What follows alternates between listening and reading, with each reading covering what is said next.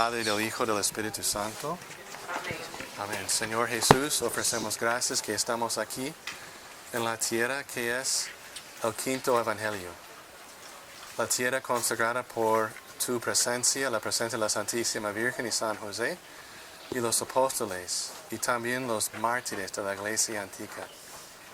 Pedimos la gracia para entrar en el don y la gracia de esta tierra, de estar aquí y contemplar los lugares y también la pedagogía divina que pasó a través de los lugares escogidos por ti, Señor, en tu ministerio público, en tu vida escondida, y también la historia de salvación. Y contemplando la palabra y la tierra, queremos compartir en la luz de tu propia mente, Señor. Pedimos que la Virgen interceda por todos nosotros. Dios te salve María, llena eres de gracia, el Señor es contigo. Bendita tú eres entre todas las mujeres, y bendito es el fruto de tu vientre Jesús. Santa María, Madre de Dios, ruega por nosotros pecadores, ahora y en la hora de nuestra muerte. Amén. Todo por el corazón de Jesús. Entonces, en los próximos 10 minutos, queremos repasar un tema muy importante, que es el tema de la tierra. Y empezamos en el principio, que el plan original de la tierra, de la creación, cuando contemplamos el libro de Génesis, es que creación es el lugar consagrado a Dios para que Él pueda entrar en una alianza con el ser humano, con nosotros, creados en la imagen y semejanza de Dios. Todo esto que existe aquí existe para que nosotros podamos encontrar a Dios. Entonces la tierra es el lugar del encuentro con el Señor. Después del pecado, ¿qué pasó? Entró la muerte, también pecado original por transmisión, y también entró una barrera entre nuestra relación con la creación, que es más difícil que nosotros podamos encontrar la presencia de Dios en la naturaleza. Entonces, cuando el Señor quiere reempezar su camino de reentrar en la alianza con nosotros, escogió un hombre que se llamaba Abraham. ¿Y qué fue la promesa a Abraham? Que el Señor quería compartir a él y sus descendencias una tierra. Qué extraño, ¿no? Que el Señor podía comenzar con muchas promesas, pero la promesa a él fueron descendencias, hijos y tierra. Y la verdad, una tierra pequeña. Una tierra más pequeña que la mayoría de nuestros países o estados. Pero el Señor, en su lógica, quería empezar con un hombre, con una familia y una tierra, para que a través de este hombre y sus descendencias y su tierra, Él podía recrear todo el mundo. Y esta es la lógica de la alianza con Abraham. Cuando los israelitas pasaron de Egipto a la tierra prometida por Dios, que vamos a ver que entraron desde el lado de Jordán a Israel, también tenían un propósito, tenían una misión en la tierra. Es que el Señor quería reconsagrar un pedacito de tierra para que la alianza y la luz y la bendición y la verdad y los 10 mandamientos podían empezar en un lugar pequeño, y a través de este lugar pequeño otras naciones podían aprender los caminos de Dios. Entonces Israel tenía la vocación a ser una luz a las naciones, que fue la misión de Jesús. Después que entraron en la tierra, fueron 2 fracasos muy grandes. El primer fracaso fue en el año 722, con el exilio de los asirianos. Es decir, los 10 tribus del norte de Israel se fueron en un exilio y no han regresado todavía. Solamente 2 tribus se quedaron, la tribu de Judá y Benjamín. Pero también las 2 tribus de Benjamín y Judá fueron en exilio en el año 587. 587. ¿Y qué pasó? Que Israel perdió la tierra. Cuando regresaron en 538 del exilio babilónico, solamente empezaron en el sur. Entonces, esta región, el norte de Israel, Galilea recibió un título especial que Mateo empieza, antes de empezar el ministerio público del Señor, empieza con estos versículos de Isaías. Y dice: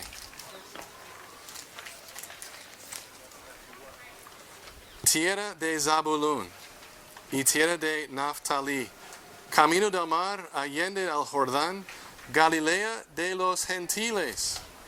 El pueblo que habitaba en tinieblas ha visto una gran luz.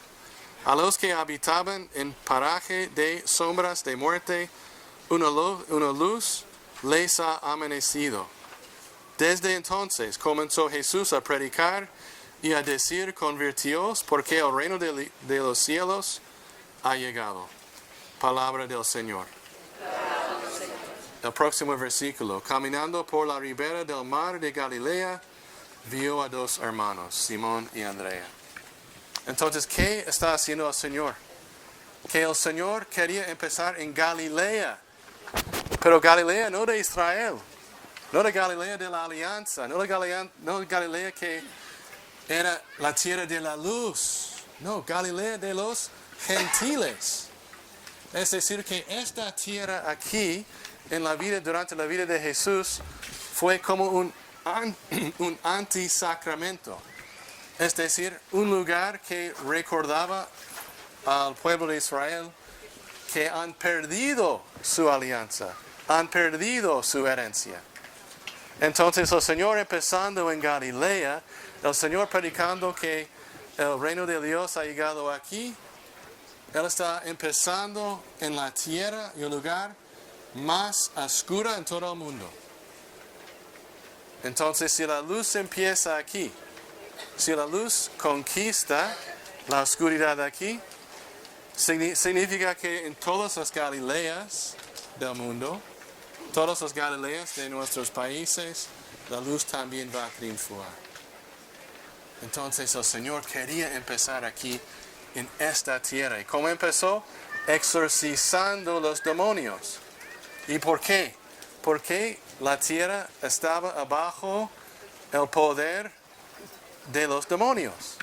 Y Él tuvo que reconquistar la tierra para el Señor.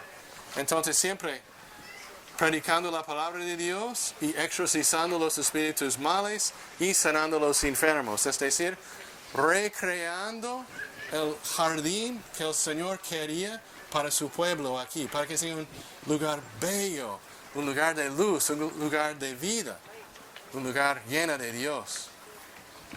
Y aquí, que tenemos un mapa de Israel, solamente queremos recordar que estamos en el norte. Y el Evangelio de San Marcos tiene un movimiento muy específico. Es decir, que Jesús empieza en Galilea, en el norte. ¿Y qué hace el Señor? El Señor reconquista el norte de Israel, la zona de los 10 tribus originales que se quedaron aquí. Está reconsacrando la tierra del norte al Señor. Y después de reconquistar el norte, el Señor bajó a Jerusalén, al sur, directamente al sur, esta dirección, para reconquistar Judá para su Padre. Entonces el Señor está reuniendo toda la tierra de Israel abajo su poder y autoridad, y está tomando su autoridad como Mesías, como Rey de Israel. Entonces, al momento cuando Él entra en el domingo de ramas, Él tiene toda la autoridad sobre toda la tierra de Israel, como el rey de Israel. Aquí, vamos a enfocarnos aquí en el lago de Galilea. Y si tienen ojos como un jugador de béisbol profesional, tú puedes leer. ¿Ok? Porque los jugadores de béisbol pueden ver muy bien para tocar the ball, right? Entonces, para ubicarnos un poquito, estamos en el norte del lago de Galilea y estamos en Cafarnaúm y hay una área muy importante que en este lado tenemos el río Jordán. El río Jordán empieza en el norte en Mount Hermon y desde el Líbano viene el río Jordán y entre el lago de Galilea. Del lago de Galilea, el río Jordán sigue bajando hasta el mar de sal. Mar muerto. Entonces, desde Betania, la ciudad, el pueblo de Betania, del río Jordán, en esta dirección por Cafarnaúm, si estamos mirando al otro lado, vamos a llegar a un lugar que se llama Tabga, que hemos visto. Tabga ahora está el monasterio benedictino. Y Tabga es un nombre en árabe que viene de heptapegon en griego, que es el lugar de los 7 fuentes, 7 fuentes, gracias. 7 springs, ¿sí? Entonces, y al lado de Tabga está la Mensa Christi que vamos a visitar.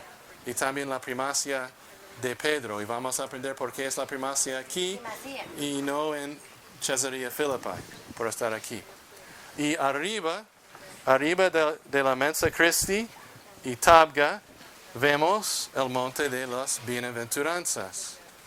Tiene el nombre porque Jesús predicó sobre este monte. Y al base de este monte hay un área donde Jesús encantaba rezar. Entonces, cuando estemos leyendo el Evangelio de San Marcos y especialmente San Lucas, porque San Lucas tiene los detalles sobre la oración de Jesús. Cada momento San Lucas está describiendo que antes de ir a esta parte, Jesús pasaba la noche en oración en un lugar desierto, un lugar apartado. Y la palabra en griega para apartado es eremos, o desierto. Y el eremos de Jesús, según el diario de un joven español en el año más o menos 400, esta zona del monte de las bienaventuranzas se llamaba el eremos de Jesús. Y vamos a ver la cueva donde Jesús pasaba las noches en oración. Entonces queremos ubicarnos que estamos al norte del lago de Galilea. El río Jordán está por este lado, cerca de Betania. Y hay un camino desde Betania al norte que va al otro lado del río del lago de Galilea. Y este camino se llama la Vía Maris, que fue el camino más importante aquí porque el comercio entre Egipto y Siria pasaron por aquí, por Galilea. Y también el lugar donde trabajó Mateo en the Customs Post está cerca de Betania, donde los caminos cruzaron acá. Entonces, Betania y Bethsaida, lo siento, Bethsaida, sí, Betania está en Jerusalén. Bethsaida y Cafarnaúm y al norte Corazín. Corazones. Entonces, entre estas 3 ciudades, Bethsaida, que significa casa de misericordia, Bethsaida, Bet Chesed, Bethsaida, Cafarnaúm, Corazones. Bien, forma un triángulo.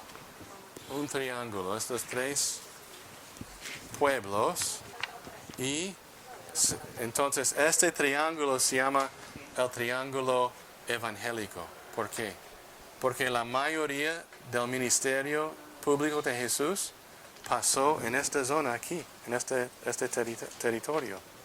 La mayoría de sus enseñanzas afuera de Jerusalén pasaron aquí. La mayoría de las sanaciones y exorcismos pasaron en esta zona. Entonces estamos, se puede decir, en la tierra escogida por el Señor para proclamar el Evangelio. Bien, unas cosas más y después termino, Madre. ¿Sí? Entonces, para que entendamos, estamos en el norte. Hemos aprendido que Tiberias, la ciudad de Tiberias, está en el otro lado, en esta dirección, que fue el Capitolio romano de Galilea, la ciudad grande. Hemos aprendido que en Juan 6 Jesús estuvo en el otro lado cerca de Tiberias, y fue una multiplicación de panes en Tiberias. La multiplicación más común que nos recordamos en Mateo, Marcos y Lucas está en Tabga. La multiplicación en Tabga, donde el Señor dio de comer a 5,000. Pero también hay una multiplicación muy importante, que está en el otro lado, según el Evangelio de San Marcos, capítulo 8, cuando el Señor dio de comer a 4,000. Algunos dicen que tal vez es el mismo cuento, pero dos versiones del mismo cuento. Yo estoy totalmente contra esta proposición. No, ¿por qué? Porque el Señor está formando sus apóstoles para traer al pueblo de Israel y formar su pueblo en una vida eucarística, pero también, también el Señor tuvo que enseñar a los apóstoles a predicar a los gentiles. Entonces, aquí en este lado tenemos el lugar que se llama el Decápolis, las 10 ciudades, y también la zona de los Gerasenes. El demoníaco, en Marcos capítulo 5, demoníaco, el demoníaco en que recuerden que 3,000 demonios salieron de él y entraron los cerdos, y por aquí en estos cerros, acantilados o barrancos, cliff. Acantilados. Sí, entonces salieron de este cliff aquí. ¿Ok? Que este fue la tierra de los Gerasenos y el hombre demoníaco. ¿Ok? ¿Y por qué Marcos 5 es tan importante? Porque es la evangelización de las naciones paganas. Que los apóstoles iban a encontrar culturas absolutamente endemoniacizadas. Sí, es una palabra nueva, ¿sí?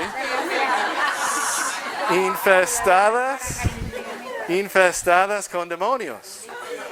Y los apóstoles, imagínense, la primera vez en la vida de Pedro, un judío muy recto, que jamás iba a cruzar, entrar a la casa del centurión. Esto es cierto para Pedro. Pero con Jesús, él pasa a la región de los Gerasenos y encontró este hombre endemoniado aquí.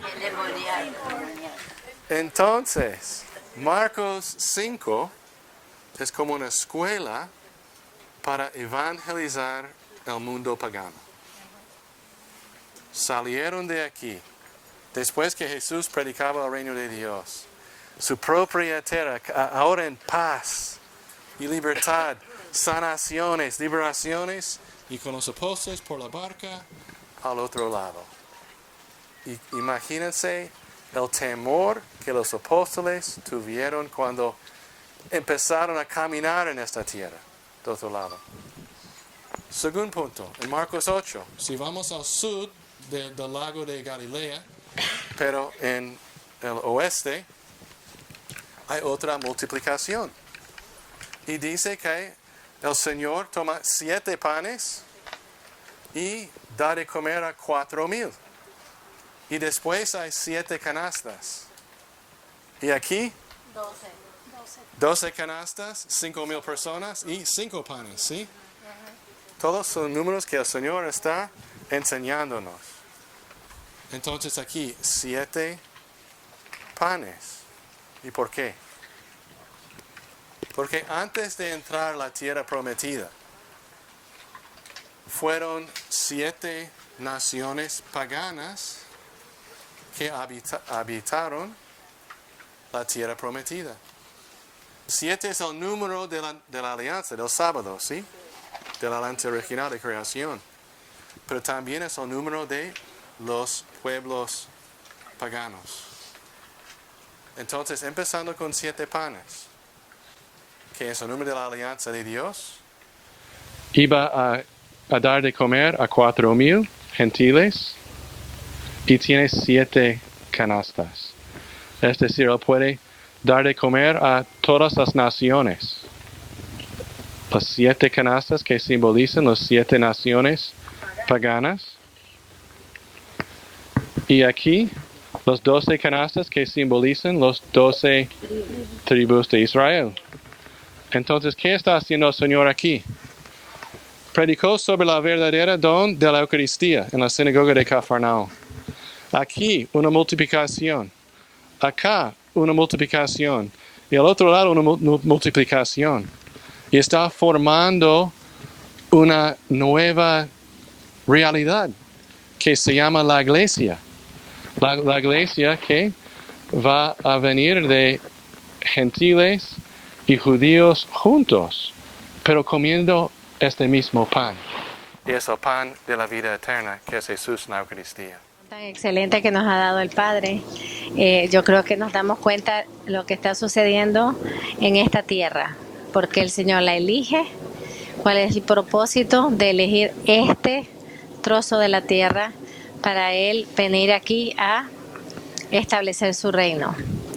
Y creo, como decía en el bus, que no es una simple, nada es coincidencia, pero que no lo pensamos y no nos dimos cuenta que estamos hoy aquí empezando en Galilea en el día de la solemnidad del Cristo Rey. Y cuando hablamos de Cristo Rey, estamos hablando de que Cristo tiene un reino. Y todos nosotros somos miembros de ese reino. ¿Dónde vino a establecerlo? Aquí. ¿Dónde vino a revelarlo? ¿Dónde vino a explicar lo que este reino significaba? Aquí. ¿Cuáles son los signos del reino? ¿Cuáles son los valores del reino? ¿Cuáles son los gestos del reino? Todo esto es importante y esto es lo que encontramos en los evangelios. Porque Cristo Rey ha venido a establecer su reino en esta zona. Lo primero, como nos decía en la explicación, escoge esta zona porque quería representar el triunfo de la luz sobre la oscuridad. Por lo tanto, su reino es un reino de luz que triunfa sobre las tinieblas del pecado. Eso en realidad es el poder más grande que tiene el reino de nuestro Señor Jesucristo, el triunfo de la gracia sobre el pecado. Después vimos, ¿verdad? Como mencionó alrededor de todas estas zonas las multiplicaciones y sus significados que está estableciendo el Señor con el reino. De que Él se está mostrando su compasión, que en el reino de los cielos la compasión por el bien de las almas debe reinar en nuestros corazones. Jesús, cuando hace la multiplicación, y eso no me quiero detener mucho para que después lo meditemos en Tabga, pero el propósito de las multiplicaciones de panes y peces es alimentar a un pueblo hambriento. Un pueblo hambriento puede ser de muchas cosas, hambriento de la verdad, hambriento de dirección, hambriento de Dios, hambriento de sentir el amor humano. Por razones de compasión, el Señor hace estas multiplicaciones. ¿Y qué nos está hablando las multiplicaciones en relación a su reino? Nos está hablando que en su reino Él nos va a dar el alimento imperecedero, que siempre tendremos la posibilidad de estar satisfechos, el alimento que satisface nuestras almas. Eso es algo que nos está diciendo con las multiplicaciones, que después lo explica, ¿verdad?, en la sinagoga. También vemos que empieza con las liberaciones y los exorcismos. ¿Por qué? Para decir, el reino de los cielos se trata de, conlleva una batalla que está relatada ya en Génesis capítulo 3. Pondré enemistad entre ti y la mujer. ¿Quién es el ti? La serpiente, Satanás. Pondré enemistad entre Satanás y la mujer, entre la descendencia de la mujer, que es Cristo y nosotros, y la descendencia de Satanás. ¿Cómo puede tener Satanás descendencia? De muchas maneras. Hombres y mujeres que no viven completamente, que viven completamente en el pecado mortal, se convierten en descendencia de Satanás. Hombres y mujeres que rechazan y persiguen activamente a Cristo y a su iglesia son agentes de Satanás, por ejemplo, descendencia de Satanás. Pero Satanás quiere también tener un reino.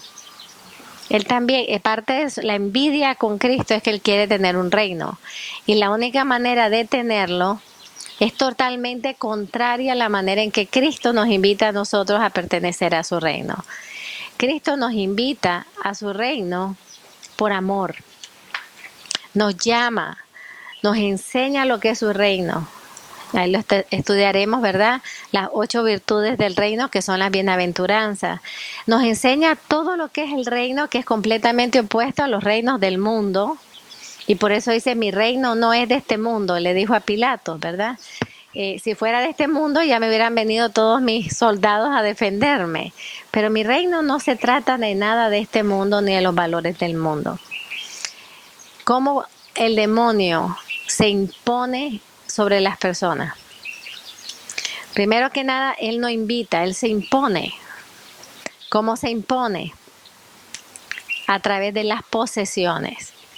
Que siempre, estemos claros, que las posesiones no te las pueden hacer a ti. Las posesiones tú tienes que aceptar entrar en la oscuridad. Tú tienes que dar tu sí, porque fuimos creados para ser libres. O sea, tenemos opción para recibir al Señor o recibir a Satanás. Y el Señor es muy claro en el Evangelio. No se puede estar en el medio, como neutrales, ¿verdad? Ahora le encanta a la gente la palabra yo soy neutral. Eso no significa nada. O eres del Señor o eres del reino de Satanás. Desafortunadamente, en todas las épocas y en la nuestra también existen muchos caminos para entrar a al reino de la oscuridad, que termina siempre en infectación, en posesiones parciales o posesiones totales. Por eso vamos a ver tantas veces en el Evangelio al Señor exorcizando. Pero no solamente Él exorcizando, sino que cuando manda a practicar a los apóstoles, después que les ha enseñado, le dice, déjame mandarlos a hacer una obra apostólica. ¿Qué regresan diciendo los apóstoles? Que los demonios se sometían. Orábamos por la gente y los demonios se sometían. Ellos estaban fascinados de la autoridad que tenían. ¿Por qué? Porque expulsar demonios es uno de los signos más grandes del reino. Entonces, ¿qué le contesta Jesús? No se alegren de que lo expulsen, sino de que sus nombres estén escritos en el libro de la vida, que decir, en el libro del reino. O sea, no se entusiasmen con ser instrumentos de los signos del reino cuando ustedes no están viviendo según los valores del reino, lo cual es, a todos nos toca esto, ¿verdad? Porque pasa a todos los niveles en la vida de la iglesia, lo que yo soy líder, yo soy aquí, yo pertenezco a esto, que no sé qué, y el Señor dice, no se alegren por eso, alégrense de que vivan como yo enseño que es mi reino. Entonces, en este lugar hay una importancia muy singular. Aquí, cuando Jesús salía de la casa de Pedro, y nos lo dice Marcos y Mateo, Jesús salía y siempre lo estaban esperando gente. Ya la gente se regó por toda Galilea que Jesús vivía en casa de Pedro. Tanto es así que se acuerdan el pasaje del paralítico, ¿verdad? Hay tanta gente queriendo oír la enseñanza de nuestro Señor y qué lindo. Estos hombres traen a un amigo o pariente, no sabemos, ¿verdad? Y no pueden entrar porque está llena la casa. Pero ellos quieren que Jesús le toque porque ellos creen que el Señor lo puede sanar. Porque uno de los signos del reino es la sanación física, pero mucho más importante, la espiritual. Pero como no podían entrar, ¿qué hicieron en el techo? Un hueco, o sea, que le hicieron un hueco a la casa de Pedro. Pero qué hermoso gesto. Que no se conformaron con, ay, no está llena, ay, no hay asiento en la iglesia, mejor no voy a misa. ¿Ah? ¿Cuántas cosas no oímos nosotros? Y vemos que lo que el Señor pide y necesita de nosotros para Él poder desatar las fuerzas del reino en nuestra vida es la intrepidez y la perseverancia. Entonces, esta gente se montó en el techo y le abrieron un hoyo y lo bajaron. En el momento en que el Señor está hablando de que Él viene a perdonar los pecados. Algo gravísimo hablar de eso, ¿verdad? Y viene, que Él no solamente viene a sanar los cuerpos, pero a sanar las almas. Y de repente le bajan. Esto es una cosa que vamos a ver siempre en el Evangelio, hermano. El Señor enseñando algo e inmediatamente sucede algo para confirmar lo que está enseñando. O sea, la palabra se haciéndose carne. Entonces le bajan a este hombre, imagínense, él está hablando y de repente ve aquella bulla, le bajan a este hombre y el Señor, ya sabemos la historia, que es muy poderosa para estudiar, pero en este momento no lo vamos a hacer. El Señor no solamente le dice, levántate, sino que primero le perdona los pecados. Porque el Señor, que es el que lee los corazones, sabe que esa parálisis que él tenía venía de una parálisis peor, que era la parálisis del pecado. Y por eso el Señor le sana primero los pecados y después lo levanta. Y me encanta que le dice, toma tu camilla, que no te la lleven, tómala ahora tú y regresa tú a tu casa. ¿Qué quiere decir? Aquello por lo que tú te ataste al pecado, lo tienes tú que ir tú a dejarlo. Nadie más. Tú lo tienes que renunciar, ¿verdad? Pero en este lugar, porque esto es importante, es donde el Señor da todas las parábolas. En el libro, al principio, tienen una concordancia bíblica que me tomó 3 semanas sin dormir hacerla. Tienen una concordancia bíblica y por tema, parábolas, milagros, ¿verdad? Así lo pueden ir viendo. Vean cuántas parábolas, porque nosotros las leemos como en pedacitos, ¿verdad? Hay la parábola del hijo pródigo, hay la parábola del samaritano, la parábola de la perla preciosa. No, el Señor dio 39 parábolas. ¿Y por qué hablaba en parábolas? Para usar el lenguaje de los sencillos. O sea que el Señor es un gran catequista, ¿no? Nos enseña a hablar de las cosas más profundas de una manera muy sencilla. Aquí el Señor salía y estaba lleno de gente. Y está tan lleno de gente que se monta en una barca. Deduzcamos lógicamente que se subió a la barca de Pedro, ¿verdad? Y desde ahí le empezó a hablar a la multitud porque no podía aquí, tuvo que entrar a la barca y desde el agua hablarle a la gente. ¿Qué es todas las parábolas? Excepto, por ejemplo, la del samaritano, que vamos a pasar por allá, eso es en Jericó. La mayoría de las parábolas son en esta zona. Y la mayoría de las parábolas de esta zona tienen que ver ¿con qué? Con el reino de los cielos. Porque el Señor viene a establecer su reino. Todo lo que Él hace, todo lo que Él dice, todos los signos, todos los milagros, todas sus enseñanzas son para hablarnos del reino, para enseñarnos en qué consiste su reino, sobre todo enseñarnos que lo más para mí lo más poderoso cuando leemos el Evangelio es enseñarnos que su reino es totalmente diferente al mundo. Por eso cuando él dice, mi reino, por ejemplo, en la primera parábola, mi reino es como unas semillitas de mostaza. ¿Alguien ha visto una semilla de mostaza? Bueno, es la más pequeña de todas las semillas, ¿verdad? Ahora imagínense que Dios hecho hombre está diciendo, mi reino es más chiquitito que una semilla de mostaza. ¿Qué nos está diciendo con esto? Que nosotros tenemos que aprender, primero él, que es el rey, nació como una semillita de mostaza porque fue concebido en el vientre de su madre y nació como un bebé y tuvo que crecer como cualquier persona, desarrollarse humanamente como cualquier persona. Nos está enseñando que en el reino de los cielos no tenemos que querer las cosas grandes automáticamente, como sucede hoy.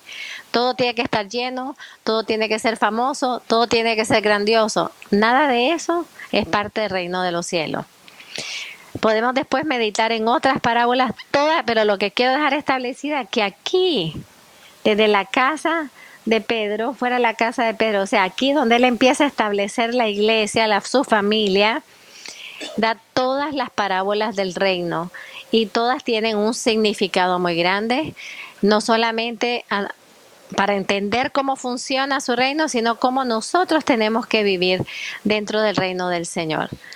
No debemos nunca querer ser una semilla de mango cuando el Señor dice que su reino es como una semilla de mostaza que con el tiempo, con el abono de la oración, del sacrificio, de la penitencia, de la perseverancia, va creciendo hasta que llega a ser un árbol donde muchos pueden refugiarse. Entonces, esta es una zona donde Jesús habla de su reino y ahora vamos a misa en la solemnidad de Cristo Rey.